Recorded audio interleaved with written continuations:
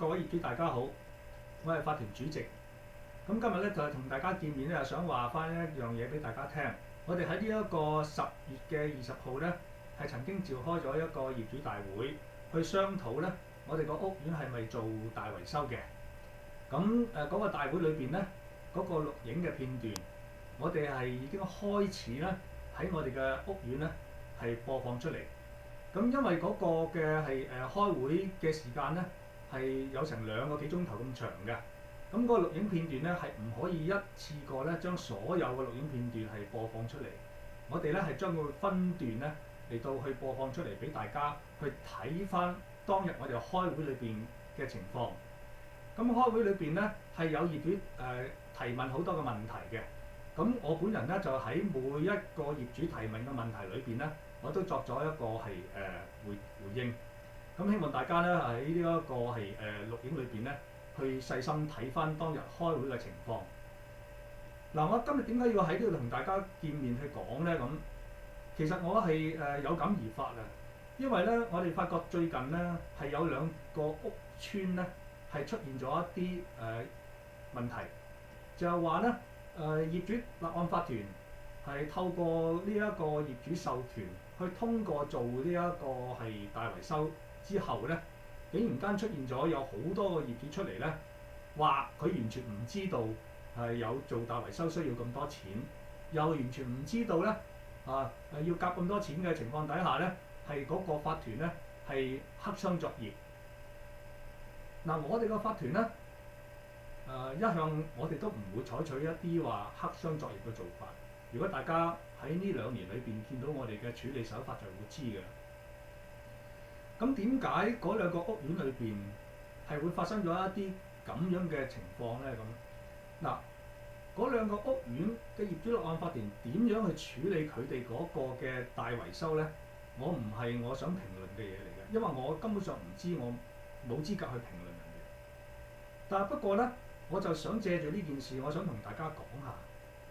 就因為咧，我發覺我哋嘅屋苑好，或者其他嘅屋苑好，好多業主佢平時真係唔關心自己嘅屋苑嘅，佢唔關心自己嘅物業嘅。點樣唔關心咧？咁我舉翻個例啊，10月20號呢一個業主大會其實係一個好重要嘅大會嚟。佢因為決定咗我哋會唔會動用一筆超過1000萬以上嘅工程，我哋有2000幾戶㗎。你話諗下啦，1000幾2000萬嘅工程，平均每一戶需要夾幾多錢咧？係咪？即係如果要夾錢嘅話，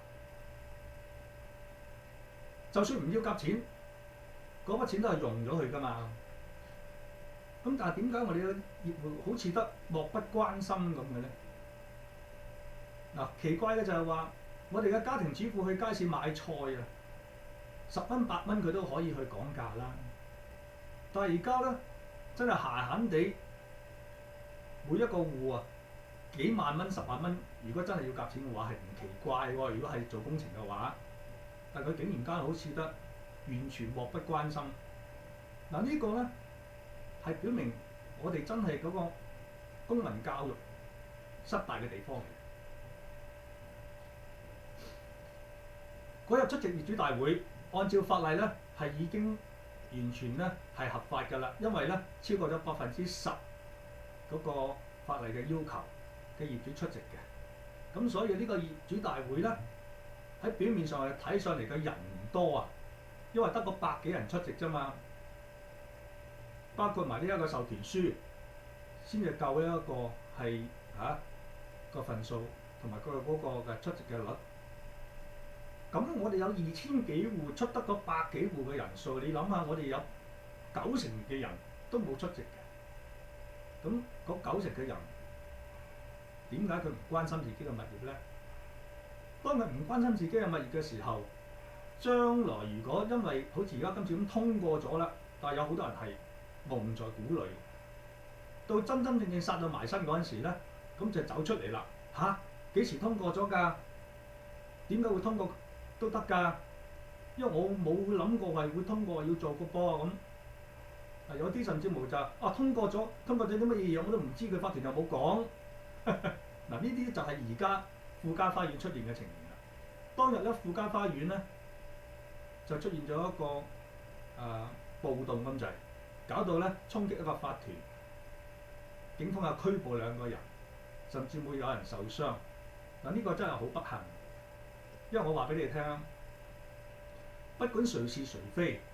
如果有人受傷、有人被捕，必定會有一個刑事記錄，甚至乎如果嗰個人被定罪嘅話咧，對方可能會要求民事索償咧，天文數字嘅，唔好玩嘅。所以咧，我哋都唔會希望見到呢啲情況喺我哋屋苑出現。當然之前曾經出現過，但係因為我哋採取克制嘅態度，就唔會好似富家花園咁樣出現。嗱，咁今次咧，我話俾大家聽啦，我希望咧，即係大家經過我今日同大家呼籲，跟住落嚟嘅業主大會咧，就有可能咧係會係商討嗰個標書翻嚟嘅價錢去選擇㗎。嗱，因為咧10月20號嗰個業主大會已經係確認咗做呢一個大維修㗎啦。咁只不過咧係需要用幾多錢做，我哋暫時未知嘅，因為未有招標，招標咗翻嚟有幾多錢，我哋暫時未知嘅。喺法例上面規定，招咗標翻嚟咧要幾多錢咧，係要公開俾我哋所有嘅業主知道，同埋咧需要將公開嗰個標書咧係擺上業主大會，由業主去揀選邊個價錢去做大維修嘅。我舉一個簡單啲嘅例子，譬如話有5張標書翻嚟，由1000萬、2000萬、3000萬、4000萬、5000萬呢5張標書咧，咁我哋就會將佢提上去業主大會，交俾業主去選擇，你選擇1000萬啦，定係選擇2000萬啦，定係選擇5000萬。嗱，如果到時間我哋嘅業主又係好似現在咁，有90%唔出席嘅，得翻1成多啲出席嘅話，就由嗰1成嘅人去同你決定去揀㗎啦。嗱，假設嗰1成嘅人，佢本身係一個財政好豐裕嘅人，佢可能會揀選用5000萬最貴嗰條標都唔頂㗎喎。好啦，通過咗5000萬啦，係啦，90%冇出席嗰啲業主。一知道咗之後，點解會有5000萬㗎？有冇搞錯啊？有可能係咁。嗱，呢個我係舉個例子，係假設性嘅。但係問題咧就係話，當人哋同你揀選咗嘅話，你冇得揀嘅，因為點解？你唔揀啊嘛，俾你揀你唔揀，俾你出席你唔出席，係咪？咁邊度可以怨天尤人啊？嗱，所以我今日喺呢度同大家講，我呼籲大家。由今天開始，我希望你哋咧多啲留意報告版，多啲睇法團俾你哋嘅文字嘅資訊，細心留意，因為嗰啲係你嘅物業嚟㗎，否則嚟講你個物業俾人出賣咗，你都未知啊！嗱，我喺度呼籲大家咧，亦都要細心睇我哋而家喺大堂裏邊播放嘅10月20號開會嘅內容，讓嗰啲冇開會嘅業主當日，都仲有機會去睇翻當日開會嘅情況，因為當日開會決定咗有2樣嘢嘅，一樣就係揀選會計師，一樣咧就係話做唔做呢個大維修，呢2樣都係重要啦。咁所以我哋俾翻大家睇翻當日咧係點樣去投票嘅情形，同埋有啲業主去問一啲有關大維修裏邊嘅嘢，我本人點樣去答對方。嗱，當日有我哋嘅法團嘅法律顧問黃輝同律師咧喺坐喺我側跟嘅。我講每一句説話係要確認咗咧喺法律上邊係有認受性，否則當時嘅律師咧係會去作出呢一個提點。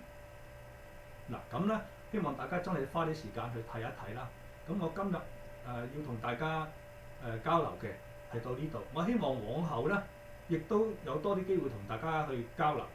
咁我哋星期5晚，每一個星期嘅5晚8點半鐘喺法團嘅會址咧，法團嘅委員咧係會接見我哋嘅居民嘅，咁大家共同去商議。我再一次喺呢度呼籲大家，我希望我哋屋苑裏邊一啲年青嘅人、年青嘅業主或者新加入嚟我哋屋苑做業主嘅人士，如果我哋再一次去選舉嘅時候，選舉法團嘅時候，我喺度呼籲你哋去參與法團嘅工作。我哋喺度呼籲你哋咧係積極咁樣參與我哋嘅美城苑立案法團做委員，讓我哋呢一個法團，讓我哋呢一個美城苑咧，即係能夠好好咁樣安居樂業落去。我哋今天真係唔怕買我哋美城苑，因為點解啊？做外牆嘅維修已經做咗啦，呢一個冷氣集水喉亦都做咗啦。如果我哋今次能夠真係做得到我哋嗰個內部嘅維修嘅話咧，我哋整個大廈、整個美城苑啊，可以咁講，你唔使擔心買咗呢一個美城苑之後，喺10年8年裏邊要夾錢出嚟再做大維修。因為點解啊？重要嘅嘢喺呢2次嘅維修裏邊已經做咗啦。你知唔知好多人買二手樓最慘一樣嘢就係點啊？佢買完樓之後唔使3幾年咧，嗰座大廈要做大維修要夾錢啊！呢度係失預算嗱。但係而家我哋美城苑咧，如果經我哋法團上一次做完呢個維修，再今次真係再可以做得到呢個維修嘅話，而呢個維修我哋係絕對係確定嘅話咧，唔需要夾錢嘅情況底下去做維修㗎嚇。咁當然啦，要做維修嘅地方係好多，我哋現在嘅錢係冇法子完全可以做得晒所有嘅維修嘅。咁但係做得到重要嘅地方就做咗嗰啲先。咁喺咁嘅情況底下咧，我哋又不斷喺嗰度儲到錢落去。嗱，而家去買我哋美城苑真係抵嘅，因為起碼你唔好理佢個樓價貴定平，起碼你唔使擔心會再去夾錢去做一啲重要嘅大維修，因為重要嘅嘢最貴嘅外牆做咗啦。嗱，其實大廈裏面嘅維修最貴就係外牆㗎嚇，內裏嘅石屎結構啊嗰啲嚇，所有嘅電線啊、消防系統當然都唔平，但係比起外牆嚟講咧，外牆係最貴嘅。我哋要做嘅嘢做咗啦。好啦，咁啊好似好長氣啦，我哋自己講下講又講多咗，咁我講到呢度為止啦。再一次呼籲所有嘅業主多啲關心你哋嘅單位，多啲睇法團俾你哋嘅資訊，係咁啦。祝大家安居樂業，身體健康。